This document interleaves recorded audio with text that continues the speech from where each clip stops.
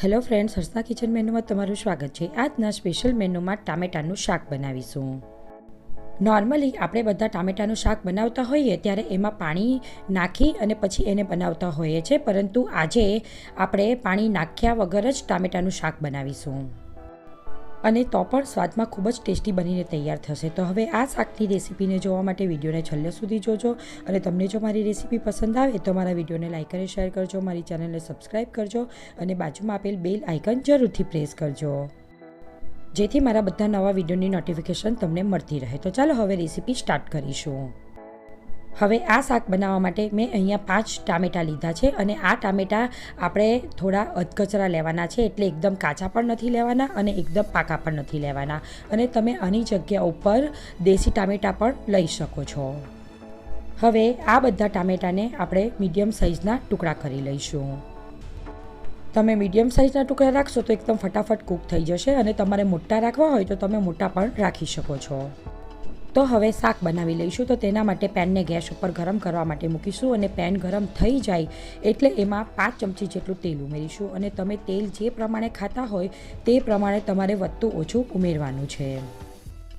હવે પછી તેલ ગરમ થઈ ગયું છે તો તેમાં આપણે અડધી ચમચી જેટલું જીરું ઉમેરીશું અને જીરુંને ક્રેકલ થવા દઈશું અને 5 ચમચી જેટલી હિંગ ઉમેરી દઈશું।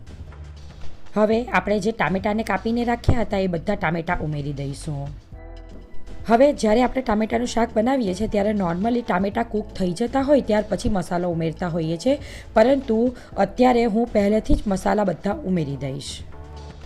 તો સૌથી પહેલાં એમાં 5 ચમચી જેટલી સૂકી હળદર ઉમેરી દઈશું, પછી એમાં 1 ચમચી જેટલા ધાણા જીરું પાવડર ઉમેરી દઈશું।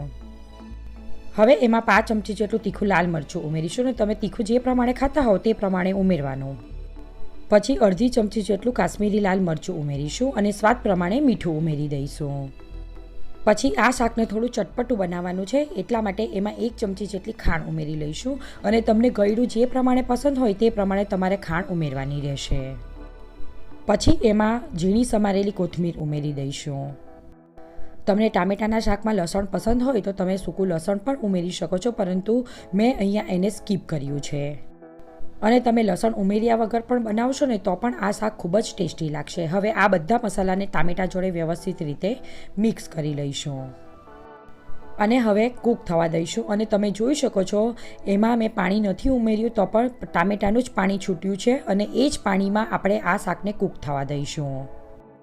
હવે લગભગ 5 મિનિટ જેવું થઈ ગયું છે અને તમે જોઈ શકો છો પહેલાં કરતાં થોડું પાણી બળી ગયું છે અને એમાંથી તેલ છૂટું પડવા માંડ્યું છે, અને ટામેટાં પણ અધકચરા કૂક થઈ ગયા છે, પરંતુ હજુ થોડીવાર માટે એને કૂક થવા દઈશું જેથી ટામેટાં એકદમ પરફેક્ટ કૂક થઈ જાય। તો હવે ઢાંકણ ઢાંકી અને એને કૂક થવા દઈશું। હવે 2 થી 3 મિનિટ જેવું થઈ ગયું છે અને તમે જોઈ શકો છો ટામેટાનું બધું પાણી બળી ગયું છે અને એમાંથી તેલ છૂટું પડી ગયું છે અને ટામેટાં પણ એકદમ પરફેક્ટ કૂક થઈ ગયા છે। હવે આપણું આ ટામેટાનું શાક બનીને તૈયાર થઈ ગયું છે। આ શાક બનાવતી વખતે ટામેટાનું જે પાણી છૂટ્યું છે એમાંથી જ બનાવ્યું છે, એમાં બિલકુલ પણ પાણી ઉમેર્યું નથી, તો પણ એકદમ ફટાફટ કૂક થઈ ગયું છે અને સ્વાદમાં તો ખૂબ જ ટેસ્ટી બન્યું છે। હવે ત્યાર પછી એના ઉપર ઝીણી સમારેલી કોથમીર સ્પ્રિંકલ કરી લઈશું અને એને પણ વ્યવસ્થિત રીતે મિક્સ કરી લઈશું। અને હવે તમે જોઈ શકો છો આપણું આ ટામેટાનું શાક બનીને તૈયાર થઈ ગયું છે। જ્યારે તમારે રાત્રે ડિનર બનાવવાનું હોય અને લેટ થઈ ગયું હોય ને સમય ઓછો હોય ત્યારે તમે આ શાક બનાવીને ખાઈ શકો છો। એકદમ ફટાફટ બનીને તૈયાર થઈ જશે અને સ્વાદમાં તો ખૂબ જ ટેસ્ટી બનશે। તો ચાલો હવે આ શાકને આપણે ગરમા ગરમ સર્વ કરી લઈશું।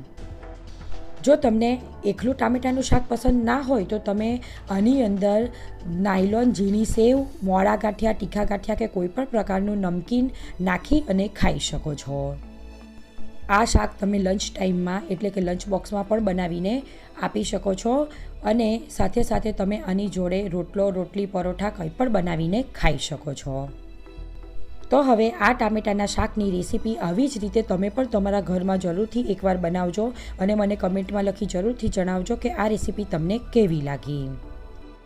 અને તમને જો મારી રેસીપી પસંદ આવે તો મારા વિડીયોને લાઇક અને શેર કરજો, મારી ચેનલને સબસ્ક્રાઈબ કરજો। ફરી મળીશું એક નવી રેસીપી સાથે। Thank you for watching my video.